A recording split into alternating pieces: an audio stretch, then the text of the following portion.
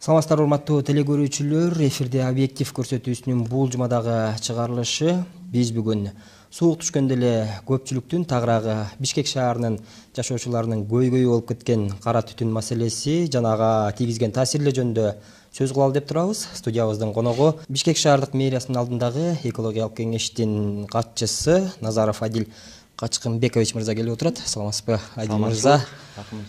Бул убакка чейин биз билгендей сиз тазалыкты да жетектеп жүрдүңүз. Азыркы кеңеште ошо кеңештин катчысы болуп турасыз. Баарыбызга маалым болгондой, ошол өзгөчө шаардыктардын эң бир көйгөйү ошо суук түшкөндө эле түтүн маселесине келип, баарыбыз жазбаган киши, айтпаган эл калбай калат. Ушул маселени кантип чечсек болот? Эмне себептен жылдан жылга ушул көйгөй көбөйүп баратат? Рахмат, Бакыт мырза, ошо туура белгиледиңиз. Мен негизи ошо мамлекеттик кызматка келгениме 1 жылдай эле болду да. 1 жылдай эле болду. Тагыраак былтыркы октябрь окуясынан кийин. Октябрь окуясынан кийин мага ушул тазалыкка жетекчинин орун басары болуп чакырышты. Ал жерде 2 ай иштедим. 2 ай иштеп, мындай айтканда, ошол көчө шыпырган адамдардын мындай көйгөйлөрүн чагылдырып, анан жалпысынан ошонун натыйжасы 30% алардын айлыктары көтөрүлдү да, ушундай бир жетишкендиктерден. Анан кийин тарыхта болуп көрбөгөн,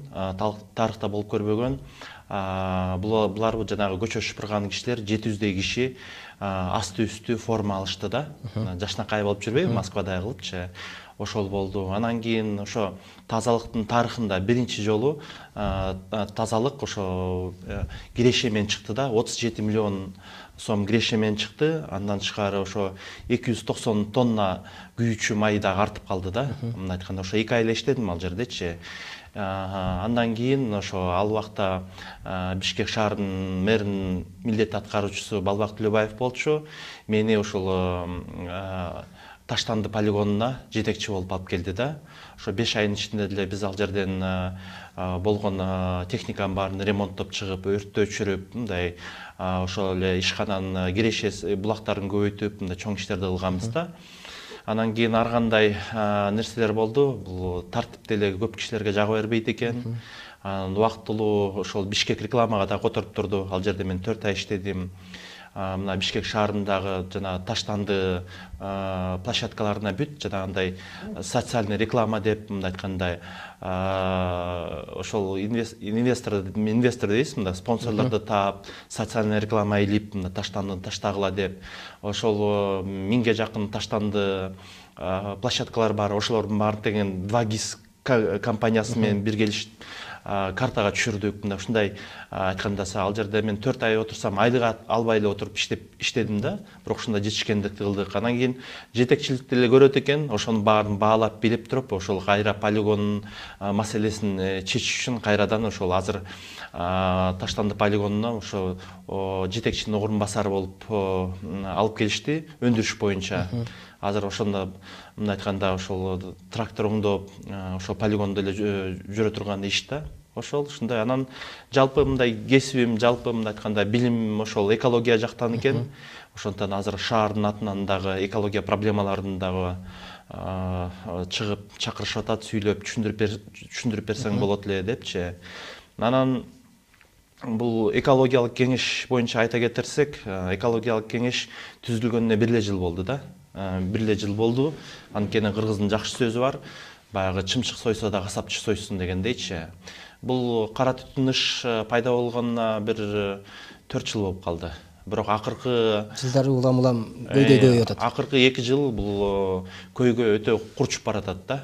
Бирок буга чейин бул ошол кара түтүн ыштын так себебин эч ким айткан эмес да. Болгон эле божомолго салып эле тиги унаалардан болуп атат, тигиден болуп атат, булуп атат деп мында так эч ким айткан эмес. Анан кийин адамдын оорусун дарылаш үчүн деле так диагноз коюш керек да. Ошо так диагнозду коюш үчүн биз болсо ошол экологиялык кеңешти түзүп, ал жерге көз карамсыз экологдор, көз карамсыз эксперттер кирет. Мындай айтканда бул мамлекеттик мындай ишкана эмес да, бул мамлекеттик коом эмес, болгону эле ошо биздин Кыргызстандын күчтүү экологдор кирет да ичине. Анан кийин эң биринчи эле сунуш болду, келгиле диагнозду так чечип алалы, билип алалы деп. бюджеттен бир тыйын кетирбестен, мындай айтканда башка тышкы булактарды таап, биз болсо каржыны таап, ошо шаардын ичине 50 датчик койдук да. Жанагы Абанын булганышын көзөмөлдөгөн. Булганышты өзгөчө жана 2,5 ppm деп коет бөлүкчүлөр. Ошолор баягы кара түтүн пайда болушуна себепкер да эң негизги. Ошон баарын койгондон кийин биз так билдик да. Бул абанын булганышы, бул кара түтүн пайда болушуна бул көмүр себепкер экен, начар, сапатсыз көмүр. Анан карап көрсөк, мына 4 жылдан бери жаңы ТЭЦ модернизациядан өтүп, 100%га ошо кара кеченин көмүр жагылат да ал жерденчи. Канча бир мындай отопительный сезонда жалпы биздин ЖЭП 1,6 миллион тонна көмүр жагат да. Анан изилдеп көрүп, биз болсо ошо так жагысын коюп бердик. Андан тышкары ошо датчиктер биз билбей көрбөй турган нерсеге дагы мындай жардам берди. Бул биздин ЖЭП гана эмес, бул болсо жаңы конуштар, Бишкекти курчап турган 47 жаңы конуш бар. Алардын көбүнчөсү эле эми көмүр жагат да. Көмүр кайсы азыр акыркы жылдары кара кечеге кирип атат да. Эми газды айтат. Газ өтө кымбат. Мындай айтканда, газ менен жылытсаң 3 эсе кымбат түшөт да. Эми анын жаңы конуштардын баары эми азыр көмүргө жетпей жүрсө, отун газ каяктан пайдаланат? Бактарды кыйып кетип атса, кат үшөгөндө газга мындай айтканда каражат жетпейт да. Газ өтүп атат, газификация жүрүп атат, Газпром алып барып атат, бирок көбүнчөсү эле ошол газды тамак бышырганга эле пайдаланбаса, үй жылытканга эч ким мындай пайдаланган жок да. Эми Бишкектин мындай бай райондору пайдаланат, алар мындай өзлөрүнүн чөнтөгүнө жараша да, бирок үй жылытканга бул пайдаланган жок. Анан кийин электроэнергия менен жылытайын десе, электроэнергия биринчиден тартыш болуп атат. Анан азыр тыюу салынып атат да. Бул дагы бул чыгыш жолу эмес. Мисалы Монголиядачы, Улан-Батырда түнкүсүн электроэнергияны бекер кылып койгон. Акыркы жылдары кышкысын бекер кылып атат да. Бизге электроэнергия жетишпейт. Анан электроэнергия деп бизде суу көп дейбиз. Мына акыркы оондун отчетун карасак, 40-жылдарга чейин бизде суу азаят экен да. Ошондуктан азыр чоң гидро электростанциялар салгандын мындай кажети жок болуп калат да. Биз эмне салсак болот да? Биз гана эмес, Европа мамлекеттери деле, Россия Федерациясы деле атомный электростанция салып атат да. Бизде өзүбүздүн уран бар. Аны обогащение кылып туруп, эми болгон эле жакшы адистерди алыш керекпиз, иштетсек болот. Бизде эмне чыгат? Бизде кремний чыгат да. Мурун завод бар эле, Кристалл дегенчи. Жанагындай солнечный батареяларга ошол колдончу кремний керек. Аны кремнийди биз колдонуп туруп, мынтан өзүбүздү эле камсыздандырып алсак болот да, өзүбүздүн мындай өндүрүштүчү. Анда бизде күн тийип турат да. Өзбекстан жакында эле салбады ошондой солнечный батареялардычы, электроэнергия алыш үчүн. Андан тышкары мына балыкчы Кочкор шаарларды алалы, шамал ыркырап турат. Ошо шамал менен иштеген генератор койсок болот. Жалпысынан чакан кестерди койсок болот да. Мындай биринчиден жалпысынан экономика өнүгүш үчүн деле, өндүрүш өнүгүш үчүн электроэнергия керек да. Биз болсо экономика өнүгүш үчүн дагы ошо электроэнергияны биринчи мындай айтканда приоритетке коюп, ошо тармакта иштесек жакшы болот эле деген ойда. Жогоруда айтып кеттиңиз, мисалы жанагындай экологиялык кеңешме түздүк, атайын адистер катышты деп. Бул эми баягы теориялык жактан изилдөөлөр жүрүп жатат дегенди билдирет да туурабы? Практика жүзүндө жакынкы жылдары эмне кыла алсак болот, кантип токтотсок болот деген маселени кандай бир жыйынтык чыгарып бердиңиздер? Мисалы, тиги врач делечи уколду өзү сайбайт да. Ал изилдеп, карап туруп, анан диагнозун жазып туруп. Канча убакытка созулуш керек дейм да ошол нерсе. Бул болсо мына жакында эле өзгөчө комиссия түзүлбөдүбү? Бул мына кабинет министрлеринин түзмө-түз буйрутмасы менен ошо комиссиянын төрагасы болуп биздин кала башчыбыз дайындалды. Анын ичине Министерство природных ресурсов кирет, Гидромет кирет, башка баягы мекеме, министрликтер кирет да. Негизи бул кара түтүн менен күрөшүү боюнча мына 3 жыл мурун эле түзүлгөн. Бул мамлекеттик план түзүлгөн да, 40 пункттан турган. Бирок ал иштеген жок. Бирок азыркы комиссия түзүлүп, жума сайын жыйын өткөрүлүп, мындай айтканда максаттары коюлуп, мисалы гидрометке ошол датчиктердин показанияларына мониторинг жасап анализ жасалсын деген буйрутма берилген. Министерство природных ресурсовка биздин жептин фильтрларын текшеришин, кирип аткан көмүрдүн сапаты текшеришин деген ушундай буйрутмалар берип атат бизге. Мэрияга мисалы мэриянын алдында санитардык эпидемиялык инспекция бар. Азыр мына жеке мончолордо унаанын дөңгөлөктөрүн жагылып атат, ошол эле тигүү цехтердин калдыктарын да жагып атат. Ошолордун баары катуу көзөмөлгө алынсын деп ушундай мындай ишти курчутуп, мындай айтканда бекемдеп, ошо тармакта иштер жүрүп атат да. Жыйынтык болуп атабы? Жыйынтык болгондо эми бул комиссия 3 жылга түзүлдү да, 3 жылга. Анан маселени мен жаңы айтып атпаймынбы, эң негизги кирдеткич бул көмүр болуп атат да. Көмүр болуп аткандан кийин азыр сунушталып атат биз жактанчы, сапаттуу көмүр алып келсин депчи. Анткени мына Совет ордунда деле ошо жеп курулган да 75-жылы. Бирок ал караганда көмүрүнө ылайыкташтырылган да. Ошондуктан эч кандай проблема мындай айткандай кара түтүн болгон эмес. Анан эле биз мына өзүбүз мындай айтканда ошо илимий изилдөөнү азыраак кылып койдук окшойт да. Совет ордунда ошол түтөктүн бийигине чейин өлчөлчү да, кандай кетиш керек, ошол эле жептен чыгып аткан түтүн жайылышы канча километрге, кайсы абанын катпарына жайылат, ошонун баарын изилип чыгылчу да. Азыр тескерисинче ошол жептен чыгып аткан түтүн жайылбай, ошол кара түтүн болуп Бишкекти каптап атат да. Анан бул негизи кара түтүн кышында эле пайда болот да. Бул абанын температурасы ылдый түшүп кеткенде, бул болсо абанын мындай басымы болот, жогорку басымы пайда болуп, антициклон деп коет да. Ошо кыш абалында эле, кыш убагында эле пайда болот да. Анан дагы бир сунуштамалар ошол жеке мончолорду балким кыш учурунда ушу ноябрдан мартка чейин сапаттуу токтотуп эми жумуш керекпиз да, сапаттуу көмүр жакса деген ушундай сунуштамалар. Мунун баары тең эми мыйзам негизинде иштеш керек да. Биз жөн эле барып тыюу салып жаба албайбыз да жеке ишканаларды. Анткени алар киреше көрүп атат, алар болсо жумуш орундарын берип атат. Алга биз укуктуу эмеспиз да. Датчиктерди койдук деп элиңиздерби? Ошол кайсы райондордо көбүрөөк болот? Жаңы конуштардабы же шаардын борборундабы? Датчиктерди койгондо буга көрдүк да, биз буга чейин жеп деп келатканбыз. Ооба, сөзсүз түрдө жеп да кирдетип атат, бирок кайсы жерде ошо кара кеченин көмүрү жагылып атса, ошонун баары кирип болуп атат да. Мисалы, шамалдын согушу батыш жак кетип атса, баарды деле баягы чыгыш жагы да эле кирдип атат да. Жептин түтүнү батыш жак кетип атса, чыгыш жагы деди Новопокровка жак деле кирип болуп атат. Эгерде шамалдын согушу тиги чыгыш жакка уруп атса, батыш жакта эле мындай кирип болуп атат да. Биз көрдүк да, мындай айтканда эң негизги ошол жепте фильтрлер бар. Кандай жаманбы жакшы кармап атат да.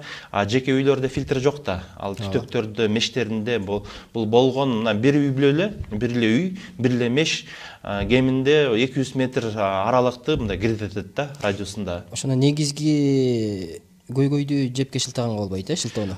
Жеп да кирдетип атат. Анткени эми негизгиси эмес бирок. Негизгисине кирет ал. Негизгисине кирет. Жепте анткени эмне? Жепте дагы жеке үйлөрдө да көмүр жагылып атат да. Эң негизги бул себепкери бул сапатсыз начар көмүр. Жепти газмен деле иштетсе болот. Газмен иштетсе болот, бирок анда 3 эсе кымбат түшөт да. Анда биздин шаардыктарыбыз ошону мындай төлөй албай калат деген тобокелдикке туш келет да. Рахмат, азыр Таштанды полигонунун жетекчисинин орун басары болдум деп элиңизби? Аякта да бир чоң көйгөй бар да, ушу шаардын түтүн капташыначы. Ушуга дагы кошуласызбы? Анткени аякта ар кандай нерселер Таштандыда мына күйөт деген аны атайын өрттөйт да, Таштанды. Ошо дагы эң таасирин тийгизет да. Ошол Таштандыда бир 300гө жакын мындай жанагы сорттоочулар бар, мындай айтканда желин бөтөлкө, кагаз, темир алат да. Анан ошол кадимки эле ошо Таштанды свалкада ошо темир чыгыш үчүн ошол жанагы таштанданы өрттөп, анан күйгөндөн кийин анан кийин жана медь, алюминий, темир чыгат да. Атайын өрттөлөт да ал жердечи көп эле убактан. Андан тышкары мына тигүүчү цехтин калдыктары да барат да. Ал синтетика, кичинекей эле чок чыкса эле ал болсо өрттөнүп кетет. Кыш абалында азыр мына көмүр жагышат туурабы? Көбүнчөсү ошо көмүрдүн күлүн таштанды челектерге ырып салат. Кээ бир мусоровоздор күйүп келет. Кадимкидейчи күйүп келет. Анан кичинекей чок болгондо бул таштанды деле бул отун да мындай айтканда целлофан бүт баары жакшы күйөт да. Ошол эле тигизчиликтин калдыктары бүт баары жакшы күйөт. Анан күйө баштайт да. Кыш мезгилинде азыраак күйөт. Анткени бул абанын температурасы ылдыйлап, бул метан бөлүнүү процесси дагы мындай азая баштайт да. Жайында ооба катуу эле күйөт да. Айтайын дегеним ошол таштан заводуна мындан 1 жыл мурун атайын таштандыларды сорттоочу дагы завод курулат, акчасы даяр дегендей сөздөр болду эле го. Азыр иш жүрүп атабы? Эми бизге таштанды завод курабыз дегенде 30 жыл болду. Таштан завод өзүнчө таштандыларды сорттоочу завод.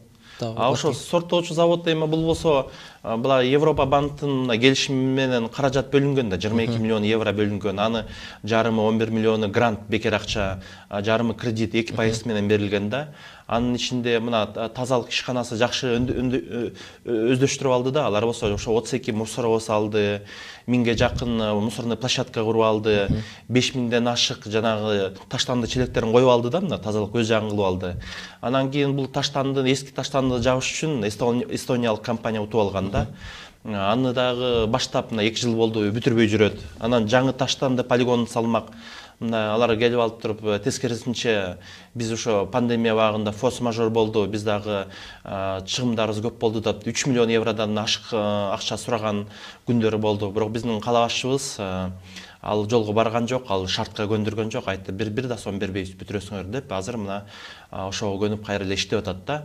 Анан ошо сорттоочу завод деле баасы 6 миллион 280 миң евро болуп аткан да. Анын баары тең эле ошо ишкананын мойнуна илинмек да. Мен ачык эле айткам, ал ушундай кымбат сорттоочу линия болсо, ал өзүн актабайт, анын кайра кредит төлөйт. Азыр биздин ишканабыз жылына 40 миллион сом кредит төлөйт да. Анан кийин салымга жараша мындай эле толук кандуу эле завод салыш керек. Бир жагынан сорттоп, бир жагынан кайра ошол таштандыдан отун да чыгарса болот да. Аны цементно-шиферге заводко, тиги жепке деле колдонсо болот да. Толук кандуу, толук мындай процесс, үзгүлтүс процесске айланган бизге завод керек да.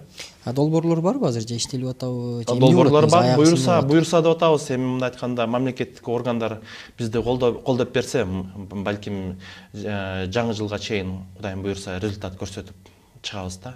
Эми азыр жарыя кылбай турайын, эгерде баары тең ишке ашып кетсе, баары сонун болот да. Анан дагы бир ошол түтүн менен катар ошо кыш келгенде шаарда да тазалык маселеси дагы эң бир көйгөйлөрдүн бири болуп келет. Өзүңүз айткандай тазалыкты дагы жетекчинин орун басары болуп 2-3 айдай иштеп калдыңыз. Бул дагы эң чоң көйгөй шаардыктар үчүн. Муну кантип жолго салсак болот? Техникаларыбыз жетишсиз болуп атабы? Же жумушчу күчтөрүбүз жетишсизби? Эмне себептен мындай бир толук кандуу иш кыла албагандай сезилет да? Эми сизге мындай эле суроо берейин да. Мына мамлекеттик чач алгыч көрдүңүзбү, чач тарач? Бизде барбы ушундай мамлекет? Эми ал башка маселе да. Эмнеге бул суроону берип атам да? Бул суроону берип атам, кайсы ишкана жакшы иштейт? Жеке ишкана жакшы иштейби же мамлекеттик ишкана жакшы иштейби? Кыргыздын илгертен сөзү бар да, өзүм дегенде өгүздөй күч пайда болот дейт да. Негедир жеке ишканалар жакшы иштейт да. Анан кийин мисалы тазалыктын эле бюджети 1 жылдык 1 миллиард сом. Анын 500 миллиону ошо бюджеттен бөлүнөт. 500 миллиону хозрасчет деп коет, өзү жабат да. Анан мен жеке оюм, эгерде бул ишканалар жеке болсо, контролдагы мамлекеттик органдарда киришпейт эле, анан мамлекеттик биз ишкана болгондон кийин ар бир эмне ошо ручка тетрадь сатып алсак да жана тендер менен аласың, тендердин баасы 2 эсе кымбат болот да. Түзмө-түз мисалы күйүүчү май сатып албайсың, ал жерге катышпай коет кээ компанияларчы, же бааны жогору кой депчи.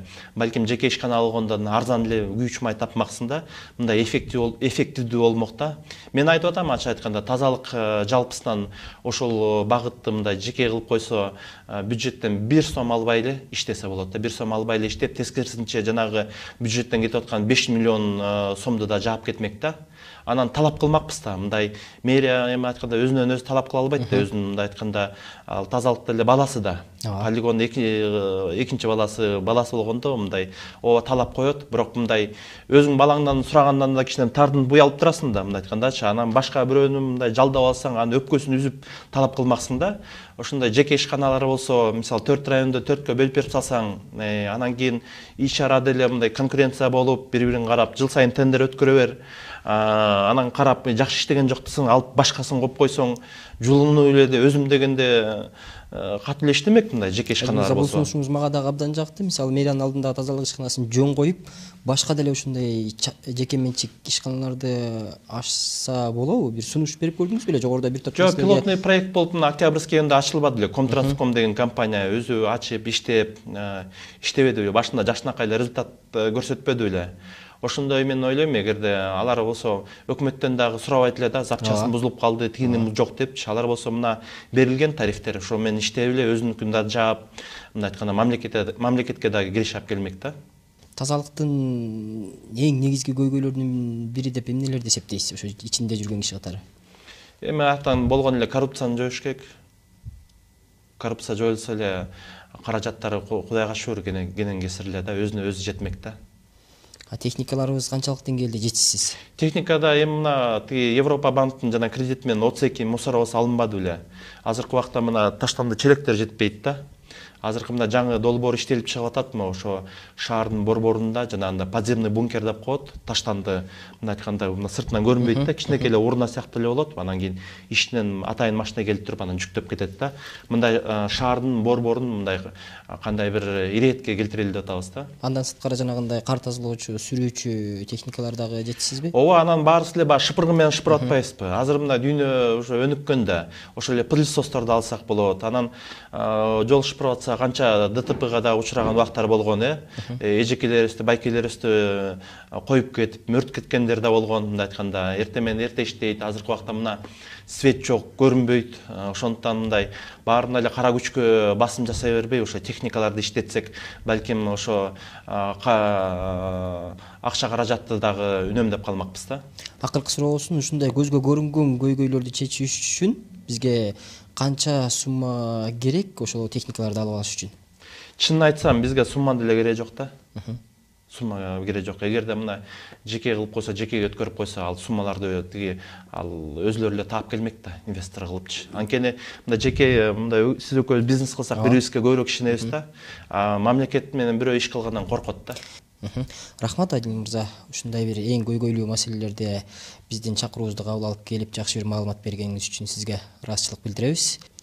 Урматтуу телекөрүүчүлөр, бизге бөлүнгөн убакыт соңуна келди. Бүгүн бизде конокто Бишкек шаардык мэриянын алдындагы экологиялык кеңештин катчысы, мурдагы тазалык ишканасынын жетекчисинин орун басары Назаров Адил Качкынбекович келип маек куруп берди. Эмки көрсөтүүлөрдөн көрүшкөнчө аман туруңуздар.